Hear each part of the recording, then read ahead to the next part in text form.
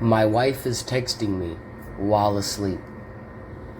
I woke up from my nap, noting the stillness from the house as I rubbed the sleep out of my eyes. My hand subconsciously reached for my phone and I tapped the screen. It was only 7:14. Light footsteps echoed out of the nearby bathroom and down the hall. "Babe?" I said. My question hung in the air, only met with silence. I swung my legs over and got out of bed. My bare feet reverberated on the laminate floor as I sauntered through the hallway and into our den. Something felt not right, but I had just woken up, so I brushed it off. Upon entering the den, I froze at the sight of my wife asleep on her recliner, foot rest up and fully leaned back. I furrowed my brow in concentration. I could have sworn I heard her footsteps. Dismissing it as hearing things, I sat on the couch opposite to her and began watching TV. A ding from my phone tried to pull me away from the video I was watching, but I ignored it. I went back to my video, but quickly lost interest, so I started to mindlessly scroll social media. Not long after, my phone dinged again. It was a text notification. I froze when I saw the name at the top. My wife texted me? Probably that stupid delay it does sometimes. I muttered as I tapped the text to check it out. What I read next left me stunned. It was two texts that read, "Babe, where are you? I thought I heard your footsteps. Aren't you in the bedroom?"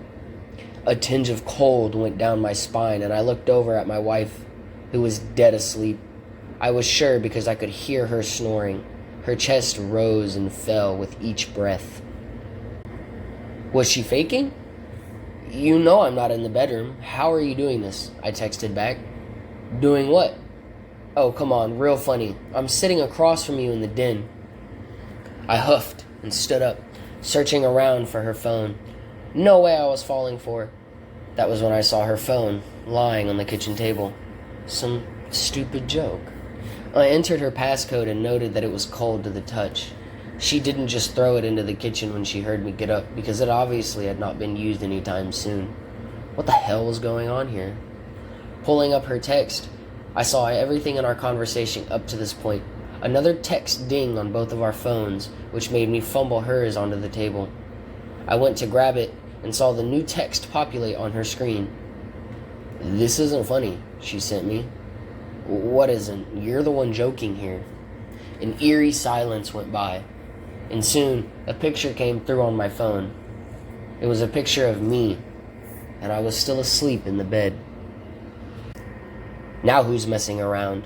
You can stop now. I'm not buying it," I replied. Knowing I could catch her in the prank, I looked at the time and began downloading the picture. It was currently 7:26, so the timestamp on the photo was going to say from earlier. I knew she was good at pranks, but I had to give it to her. This was set up very well. I just wish I knew how she did the other timed text. I slapped my forehead and chuckled nervously. When I looked at the details on the photo, my jaw dropped. The timestamp on it said 7:25. This was not something that she knew how to do if she spoofed the timestamp. Or wait, was that even possible? "Stop, okay? Just tell me how you're doing this," I sent. "I'm not doing anything. If you're really in the den, come to the bedroom now." Not wanting to play into her joke, I silently walked down the hall in hopes to catch her off guard. The floor didn't give away my position, and I made it to the doorway without a sound. She was nowhere to be seen. As I went to step in, I almost pissed myself. The floor creaked at the foot of the bed where there was nothing. "What the hell?" I texted, hoping to locate her. Wait, how could she have her phone with her if I left it in the kitchen? None of this made any sense, and my mind was starting to work in circles. The familiar notification sound went off, but the sound was at the same spot where the floor creaked. I spun on my heels and ran to the front door in a panic. It was only when my keys went into the front door that I was able to stop myself for a moment. Okay, think about this logically for a second. Maybe I'm dreaming. That's it. I'm dreaming. "Hey, wake up! Wake up!" I screamed. I pinched myself. I even threw water on my face. Nothing changed. My mind raced through possibilities, but none of them seemed real enough. I went back to the text and read them over and over again. Then another text came through. Were you just running down the hall? Goosebumps formed all over my arms. I didn't even know what to say anymore. No, babe, I don't like this. I'm getting scared. Me neither. What was the last thing you remember? Walk me through everything. I fell asleep in the recliner. Then I got up and used the bathroom. I came back to the den and sat down for a minute. Then I heard your footsteps coming down the hall, but you never came into the den. That's when I started texting you. Okay, so that's sort of how it happened for me. Maybe if...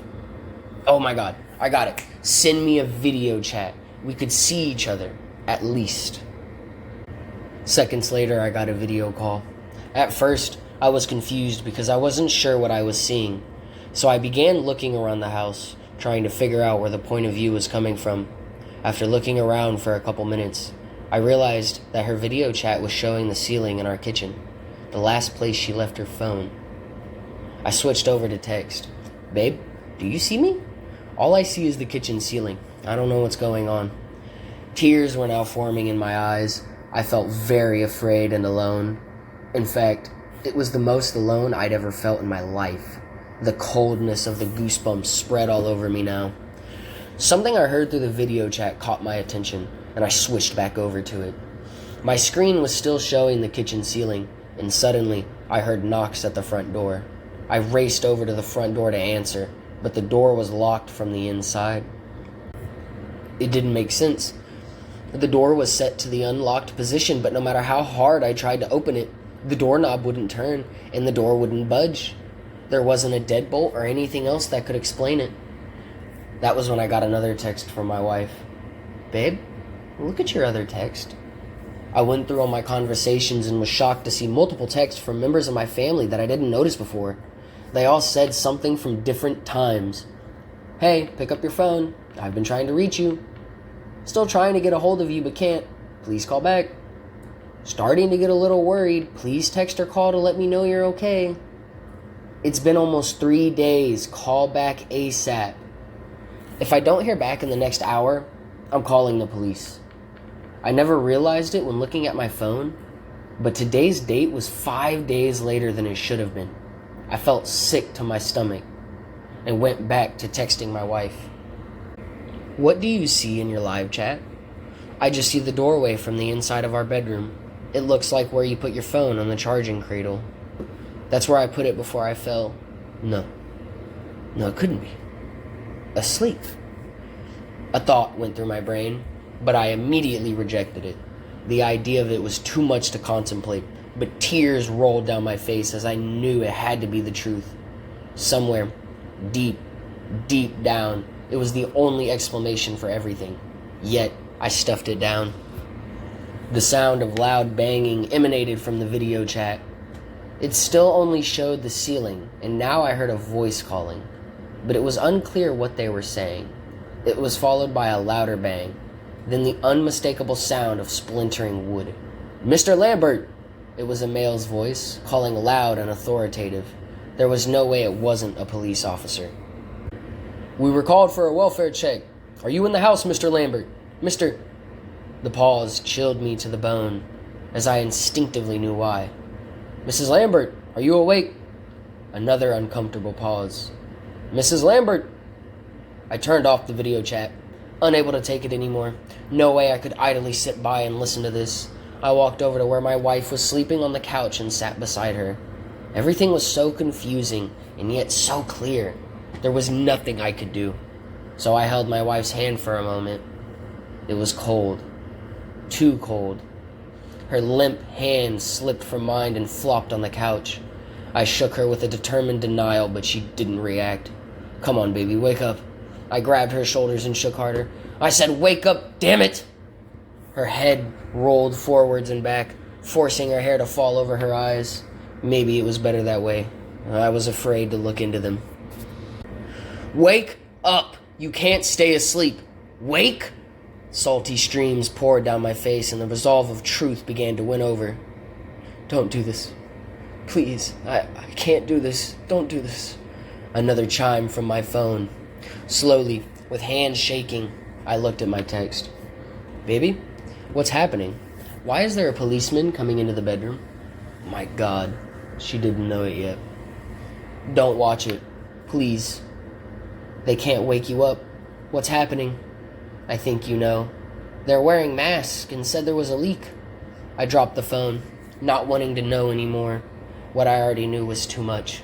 Every emotion filled me and waned. I just felt so tired. All I could do was curl up next to my dearly departed and wait for dreams to take me, if that was possible. Before long, my world began to fade, and I felt myself drifting.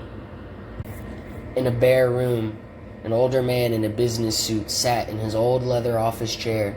His eyes looked over the stale, clinical white of the walls, only staring and not seeing, and waiting. There was a chime, and he stoically pulled out his phone. Sir? A text came in. Yes, he replied. Subject 1 is still asleep, and the cocktail has been administered. Should we proceed with the next step? Yes. Go ahead and reset everything. The older gentleman paused for a moment and sent another text. Were there any changes this time? No, sir. Subject 1 and Subject 2 still show complete memory loss. Good. And the state of Subject 2? We're just waiting for her to fall asleep now. She's quite hysterical, sir. She will tire eventually. Just give it time. If we want this to work, we have to be absolutely sure. Sir, I have one question, if that's permissible. Yes. Go ahead. What if they stay dead this time? Then this will all just be one bad dream to them. And what do we do when we've gotten the answer we need? One step at a time, Dr. West. One step at a time.